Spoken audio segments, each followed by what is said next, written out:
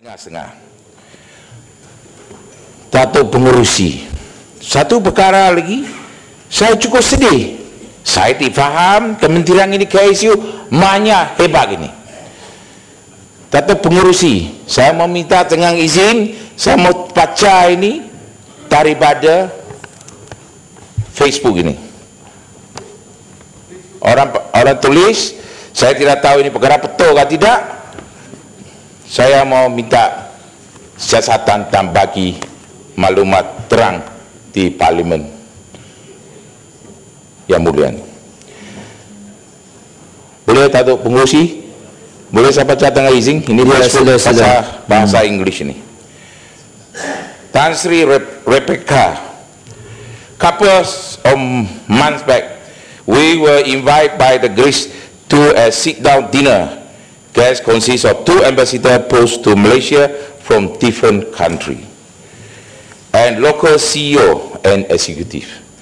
Tan Sri Rebecca condemned our government, PM Najib, and Trade Minister like some incapable, worthless cows.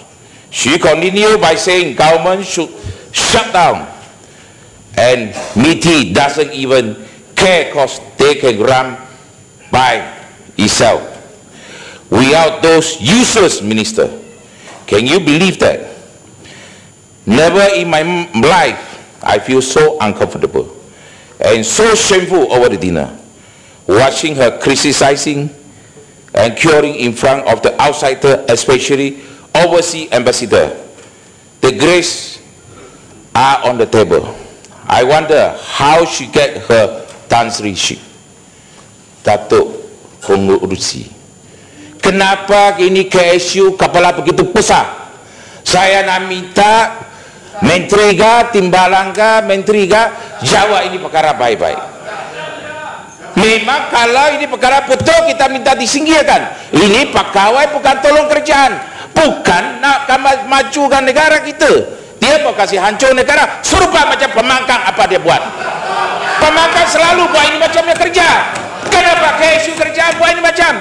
Mana dia kepala pelajar dari mana-mana? Kenapa buat macam tu? Ya, kenapa ini seputih banyak panas? Dia selalu buat ini kerja, kata bangun. Untuk apa? Kenapa dia mau pising? Saya bahasa dia peluh lah. Tadi polisi saya nak minta penjelasan. Telinga panas.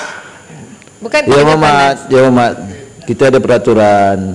Kalau Yang Muhammad benarkan, saya boleh panggil seputih. Tak payah, dia pukul kali kong. Ya, sila duduk Yang Muhammad. Saya juga selalu dituduh berbagai macam dalam Facebook. Tapi banyak Yang Muhammad, kita ada peraturan Yang Muhammad. Betul pengurusi. Dia ada penuntukan jalan tugas. Kenapa ini KSU tak tahu? Setahun 10,000, 20,000. Apa kerja mau buat untuk negara kita? Yang Muhammad, pandang speaker Yang Muhammad. Nah, pasal saya pandang itu timbalan menteri, harap dia jangan lupa. Inilah Datuk pengurusi. Ini perkara serius. Kita nampak berlaku mungkin kurang, makin kurang di negara kita. Bila berlaku makin kurang, pembangkang sudah tuduh sama kita macam-macam. Pasal kementerian, menteri memang saya difaham, menteri selalu sampai luar negeri, lajing dia kerja. Tapi follow up daripada pegawai kemungkinan ada kurang. Inilah jadi satu masalah. Datuk pengurusi, ini cuma 2 perkara saya mau soal pada pagi ini. Sekian, terima kasih.